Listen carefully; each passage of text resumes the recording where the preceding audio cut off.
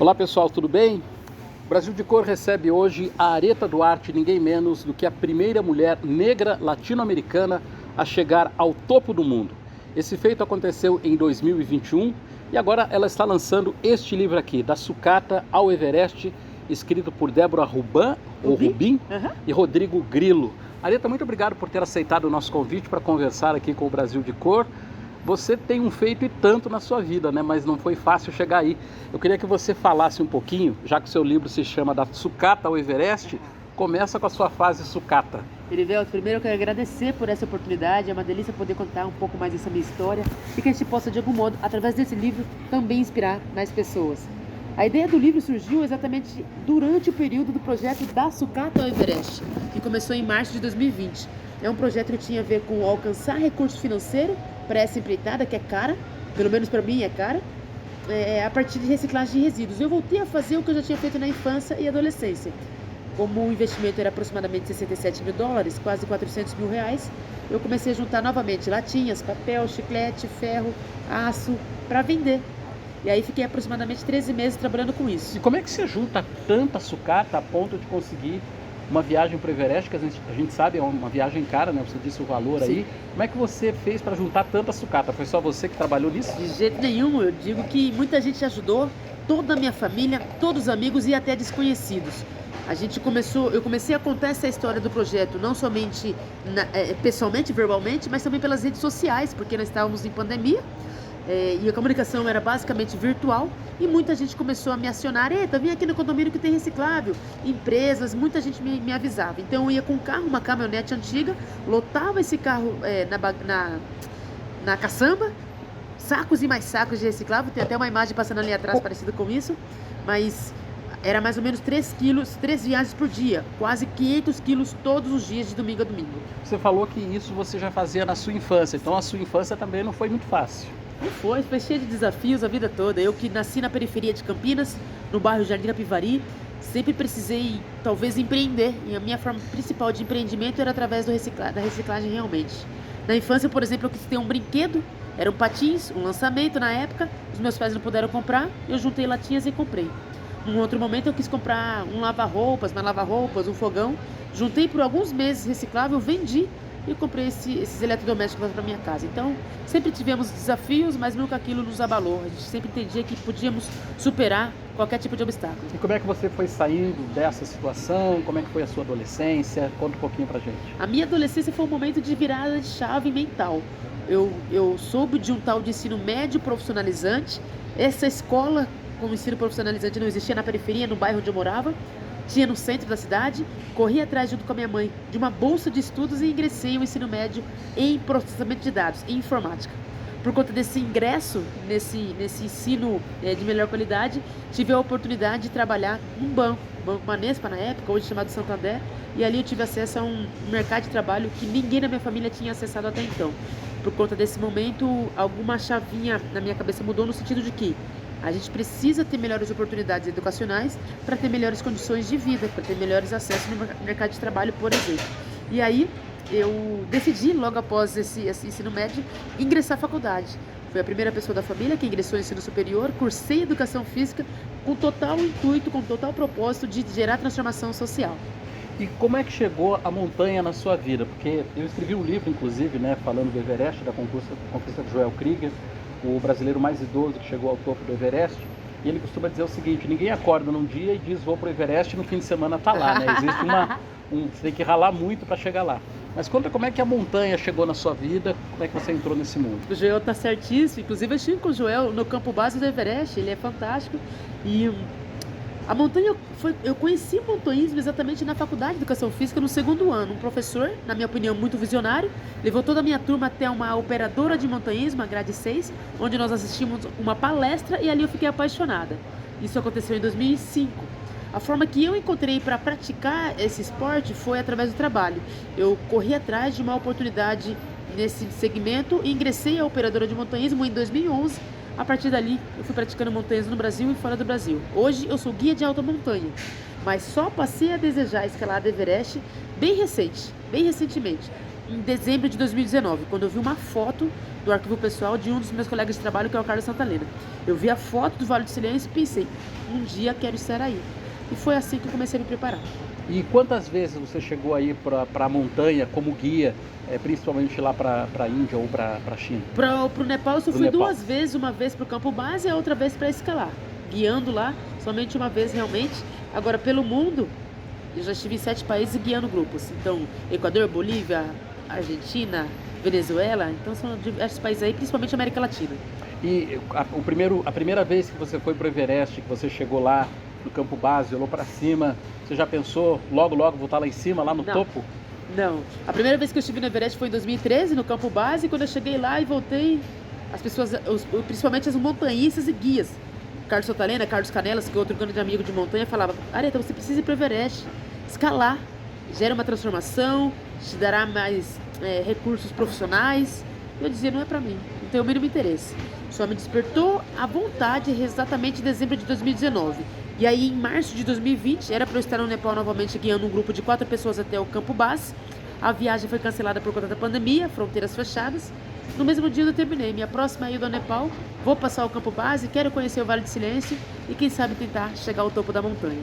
E como é que foi essa subida? Porque apesar de você ser preparada, já ter feito várias montanhas, o Everest é um desafio diferente, né? Como é que você encarou o Everest propriamente dito? Absolutamente, a mais alta montanha do planeta é extremamente desafiadora, principalmente por essa altitude, né? 8.848 metros, ar rarefeito, difícil de respirar. A gente tem o ciclo de aclimatação, que é subir aos campos altos e voltar. Depois tem o ciclo de cúmulo, que é subir em definitivo rumo ao topo. Eu tive diversos problemas, diversas questões para serem resolvidas ali, como edema pulmonar, queimadura de córnea, congelamento do dedo anelar. Lidei com machismo na montanha. Machismo. Depois você conta. Machismo. Mas exatamente no dia de ataque ao cume, dia 22 de maio de 2021, saindo do campo 4, que é o último acampamento, rumo ao topo, foi o momento mais desafiador para mim, porque o meu guia, Passang, queria voltar. Ele dizia que estava com muito frio, estava congelante e ele queria desistir. No mesmo momento eu tentei negociar com ele, dizendo: me deixe sozinha, já que eu estou vendo uma fila de pessoas aqui escalando e você vai lá para o campo 4 tentar se recuperar. Ele não autorizou. Na sequência eu me arrependi pela proposta que eu fiz, porque eu estava muito mais preocupada comigo, com a minha chegada, com a minha realização, do que com a questão de saúde dele. Antes de começar a descer, eu levantei minha viseira, baixei minha máscara de oxigênio, olhei para ele e falei: Passang, me desculpa pelo que eu falei, eu queria muito subir, eu estou consciente, eu me sinto forte, mas se eu tiver que subir e você ficar na montanha morrer, não me interessa mais, me desculpa. Naquele instante, eu não sei o que passou na cabeça dele, para mim era um misto de emoções. Ele voltou minha máscara e retomou a escalada. 8 horas depois dessa conversa, nós chegamos ao topo da montanha. A gente chegou lá no topo mais ou menos 10h30 da manhã, no dia 23 de maio de 2021. Dá para descrever a emoção ainda hoje? Quando eu cheguei ali, eu ajoelhei, eu me senti pisando num lugar muito privilegiado. Era um lugar incrível.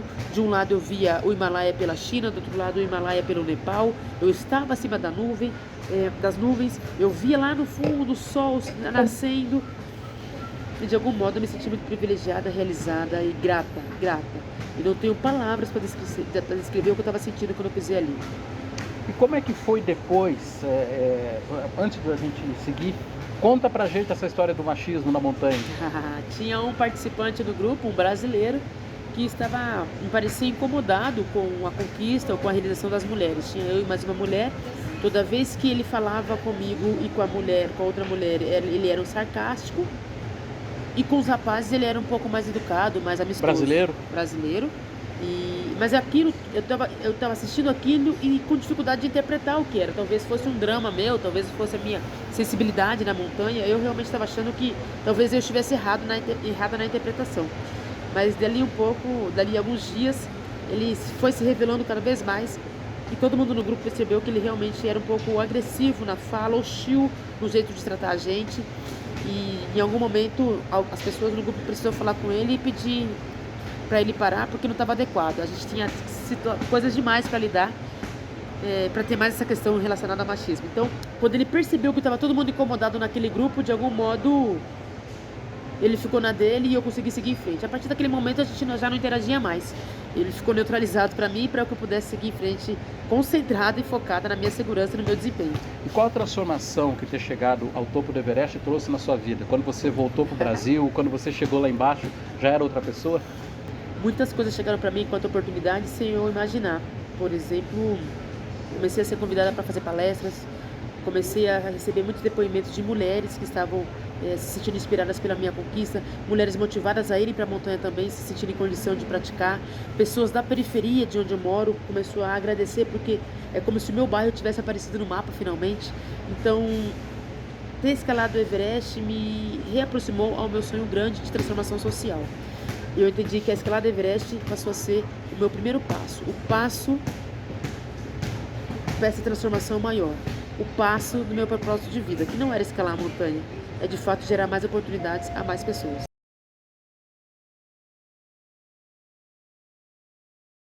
E escrever o livro, Areta, como é que você pensou nesse projeto? O que tem nesse livro? Fala da Areta alpinista, fala da Areta toda a vida, só da sua experiência do Everest, como é que é? Que legal, esse livro é um livro biográfico, conta realmente a minha história de vida desde os meus pais, desde os meus avós, na verdade, que são pernambucanos, nordestinos, que foram à cidade de Campinas para tentar uma vida melhor. Então aí a gente conta a história, pessoas participaram desse livro no sentido de terem sido entrevistados.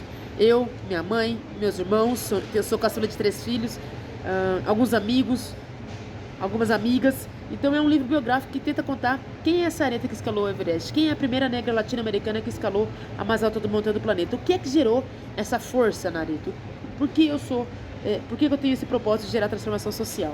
Então o intuito é realmente inspirar mais pessoas a partir de uma história de superação. Você me contou mais cedo que te incomodava um pouco essa história de ser a primeira mulher negra latino-americana a chegar ao topo do Everest. Por que isso te incomodava? Esse título me incomodava demais porque de fato não era o que eu estava buscando, eu não estava buscando título nenhum. Eu estava buscando escalar uma montanha e ter a minha realização. Mas de repente foi percebido que se eu realmente chegasse no topo do Everest, teria sido um fato. E um fato importante para gerar reflexão à nossa sociedade, no sentido de que por que num país cuja maioria é declarada pessoas negras, pretos e pardos, somente agora uma pessoa negra está conseguindo escalar essa montanha? Há algum tipo de estrutura limitante, há alguma dificuldade que não está permitindo a gente ter acesso a esse tipo de prática esportiva que é bastante elitizado ainda. Esse título me levou a entender que, se fosse fato realmente, mais que tudo, o mais importante era que geraria uma reflexão social. Você percebe, você sente que você serve de exemplo para meninas negras e adolescentes negras com o seu exemplo também? Erivelto, eu confesso que demorou um pouco para eu ter essa percepção, esse alcance e essa noção de que sim, a nossa execução gera exemplo. Eu passei a receber depoimentos de professores de escolas públicas dizendo que: Areta, eu contei a sua história lá na escola para falar sobre diversidade, por exemplo, e de repente no dia seguinte a garota começou a vir com o cabelo solto, Black Power, e dizendo: Pro, viu que o meu cabelo é igual da moça lá que escalou o Everest? A menina apareceu com melhor autoestima na escola por conta da história da, entre aspas, heroína que escalou o Everest. Então, tornou-se exemplo sim. Houve muito esforço para eu estar no Everest, houve muito esforço para eu conseguir chegar no topo e voltar em segurança. Continuo tendo que trabalhar muito para fazer com que o projeto social ambiental aconteça, de transformação e oportunidades às periferias, mas eu me sinto muito motivada por conta desse exemplo, por conta de entender que a minha realização tem inspirado mais pessoas, tem de repente dado uma gota de esperança às crianças. Você é uma mulher forte, né? Digo, fisicamente forte. Obrigada. E essa força é fundamental para escalar uma montanha, ou uma pessoa com um físico normal, digamos um físico não trabalhado, também consegue chegar ao Everest? O Joel costuma dizer que o Everest é uma caminhada, não é tanto uma subida de montanha. Tá. Eu acho que ele exagera um pouquinho. Mas é isso mesmo? É só uma caminhada com alguma dificuldade? E existem montanhas mais complicadas, a gente sabe, ou o Everest realmente precisa de uma preparação física grande? O Everest exige uma preparação física grande, absolutamente. Por mais que seja caminhada, a gente chega ao topo. Em muitos trechos não tem escalada, em muitos trechos não tem trechos técnicos, mas a gente precisa ter um excelente condicionamento físico para chegar lá em cima. A pessoa sedentária não vai chegar, a pessoa pouco ativa não vai chegar, não tem como. O nosso organismo necessariamente exige da gente uma disponibilidade fisiológica de oxigênio que, se eu for sedentário, eu não vou alcançar. Então é sim necessário um excelente condicionamento físico. Eu, por exemplo, treinava 6 dias na semana. Eu, por exemplo, tive que ir em fevereiro, 2 meses antes da expedição Everest, voltei ao Chimborazo, fui ao Equador para fazer o treino específico. Então é super exigente sim, mas não é a montanha mais técnica do mundo. Não é a montanha mais difícil do mundo, porque tem poucos trechos de escalada, poucos trechos super verticalizados. Você chegou a avistar algum corpo no Everest? Porque dizem não, né? A gente sabe que existem algumas centenas de pessoas que ficaram por lá. Alguns alpinistas encontram, outros não encontram. Você encontrou algum? Eu, na subida, na ascensão, encontrei 4 corpos, sendo 2, um estava lá há 8 anos já, um outro acho que era das 2 temporadas anteriores, e outros 2 eram da temporada que eu estava praticando, temporada 2021. Essas mortes de 2 que eu encontrei no caminho, uma foi por conta de cair em greta, buracos no meio da montanha, caiu e não conseguiu sair esse corpo inteiro, realmente faleceu por conta dessa queda, e o outro foi infarto, sofreu um infarto na montanha e não pôde voltar. E agora, o que você tem de planos aí? Você está dizendo que está dando palestras, né? Escreveu um livro, e isso é uma coisa que ajuda, mas o que você pretende ainda em relação à montanha? Você quer voltar para o Everest, quer fazer outros cumes? Qual a sua ideia? Você ainda é jovem, né? Tem tempo pela frente. Jovem, turma. Mas se eu tivesse a oportunidade de voltar ao Everest, eu voltaria com certeza. É uma bela montanha, uma montanha transformadora que me ensinou muitas coisas. Mas enquanto eu não tenho a oportunidade, principalmente financeira, eu diria que eu quero praticar o projeto 7 Cumes Andinos, que é a mais alta montanha de cada país que contempla a cadeia dos Andes. Quero também escalar o Denali, que está ali na América do Norte, no Alasca. Mas o meu sonho de verdade em relação às montanhas é seguir escalando todos os anos muitas montanhas, porque eu sou apaixonada por esse ambiente. Digo que sempre volto transformada, mais tolerante, respeitando mais as pessoas, a natureza e tudo mais. Qual o principal ensinamento que a montanha te deu? Tem muitos, Erivelto. Mas o principal é que a gente precisa respeitar o lugar que a gente está visitando. A gente precisa respeitar a nós mesmos. A gente também precisa respeitar todo mundo que está ali envolvido na escalada. Sem respeito, naturalmente não terá sucesso. Na foto do cume, você tirou essa foto de manhã. Você falou que estava... Claro, 10h30 da manhã. Estava claro, enfim. Como é que foi aquele momento da foto? O que você imaginou com essa foto? O que essa foto vai representar para mim daqui para frente? Você chegou a pensar nisso? No momento da foto que eu pensei, poxa, eu preciso registrar isso aqui para principalmente minha família ver. Eu queria muito que minha família estivesse ali comigo. Volto a dizer, eu estava pisando num lugar de muito privilégio e belíssimo, que dependeu realmente de muitos esforços, de muita resiliência para superar cada um dos desafios. Então a foto era para registrar a minha alegria. Eu estava transbordando em felicidade. Deixa um recado para as mulheres negras, mulheres jovens, mulheres que não têm muito dinheiro, para que elas enfrentem as dificuldades e cheguem onde elas pretendem chegar. Poxa, é recado mesmo, porque de fato eu não gosto de falar que é conselho, porque se conselho fosse bom a gente vendia. Mas o que dá certo para mim é acreditar que a gente nasceu sim com potencial de sonhar, com potencial de realizar. Muitas vezes a gente não tem estrutura para alcançar as nossas realizações, mas a gente precisa acreditar e batalhar para superar cada uma das dificuldades, para que a gente alcance realmente e conquiste. Porque essas conquistas, pessoal, não é somente para a gente, é para nossa família, é para toda a sociedade. É fundamental a gente seguir em frente em busca da realização dos nossos sonhos. Obrigado. Areta Duarte, primeira mulher negra brasileira, primeira mulher latino-americana negra a chegar ao topo do Everest. Parabéns, obrigado pela entrevista. Eu que agradeço, obrigada. Valeu. Foi sensacional.